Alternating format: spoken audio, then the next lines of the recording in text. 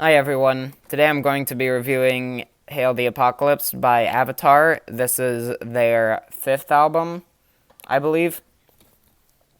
And it took them around five albums to get to the point where they could make something like this, something that's pretty unique to them, and yeah,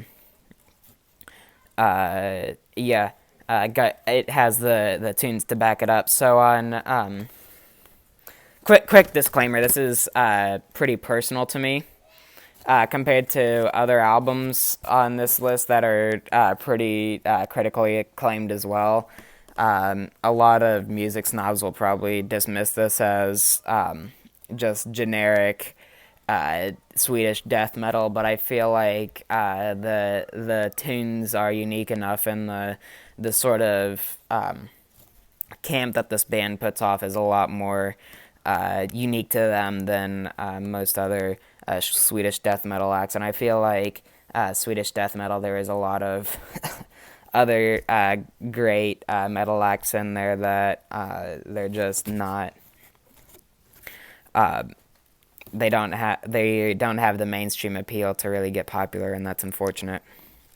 But this is one of them, this is one of the bands that actually did get popular. They got a lot of commercial success, even if they haven't gotten the most critical success, and that's, like I said, because of their pretty unique sound and their willingness to not just go as heavy as possible, but actually get some good melodies in there, some nice production as well. Um, but it did take them around five albums to get it to this point. Their first two albums are like completely skippable. They're just generic death metal, almost no standout tracks on them whatsoever. Their third album, their self-titled, was quite a step up. They did start developing their sound a little bit, but the songs, like, they still felt a little generic. It was sort of like a stepping stone rather than like a full like blossom into their newer sound. But it does have some great highlights on it. And then Black Waltz, their sort of breakout album, or yeah, their breakout album for a good reason. It's a great album. I just think again it has just a little too much filler to really make it onto this list, but I'd still consider it like an 8 out of 10. Some of their best songs land on that album. So yeah, definitely check that out. It's worth listening to get into to describe their sound. They can do like all these ranges of emotion, but they're always delivered in this theatrical, again campy sort of way where it's almost taking itself like way too seriously, but that's part of the charm of it. Think like maybe Ghost, except a lot more like real metal, and that's not to say that Ghost isn't real metal, but this has more traditional metal riffs that you'd expect to hear when you think of like a metal album. But yeah, I'll just get into the track list and describe sort of what each of the tracks do individually well that make this album sort of stick out to me. Kicking off the album with the title track, this is an example of that one sort of stereotype of albums having like the best song being the first song to like sort of draw you in. Because I wouldn't exactly say this is the best song in my opinion, but a lot of people really love it, and I can easily see why. It's got these harsh vocals all over it.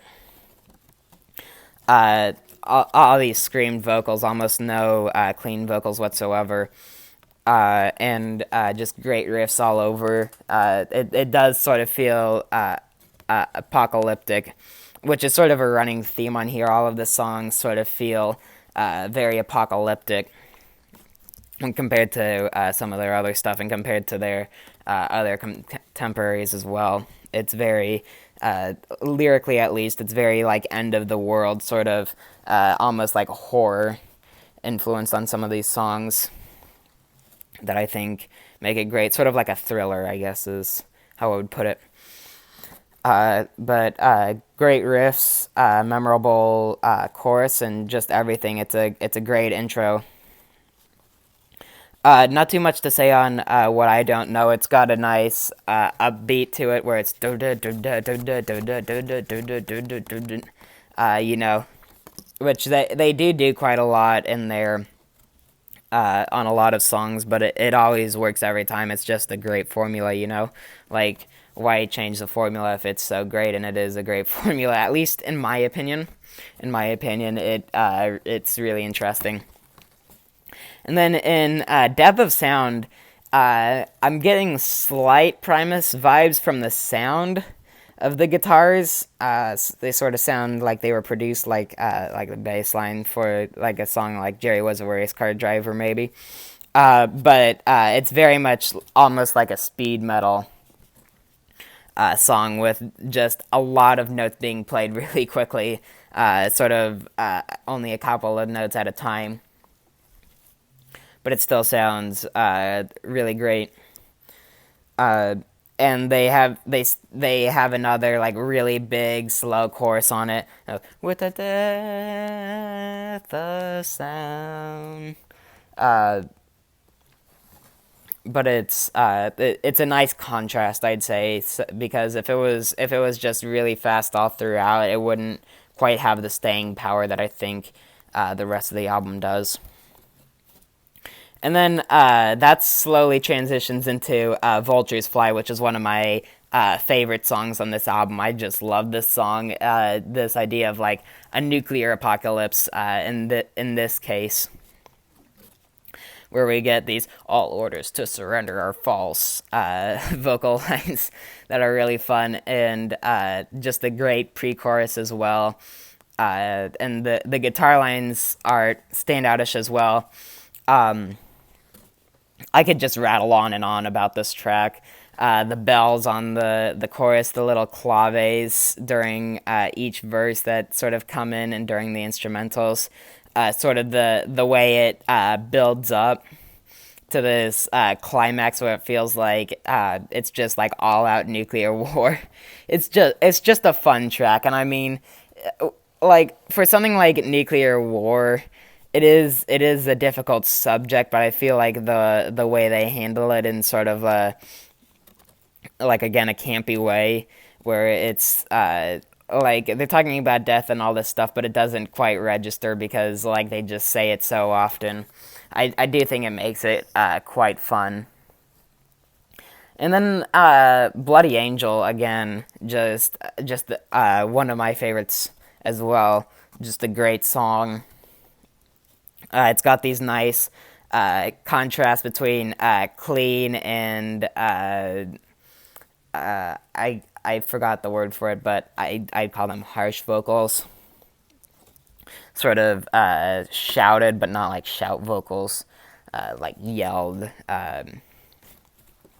all throughout, and it sort of contrasts between being really heavy and really quiet. It's got like a loud, soft dynamic to it, but a little bit different, I'd say, because the riffs they play when it's a bit quieter are a bit different. And Jesus, the bridge on this thing is so good. Of the blood is on your hands.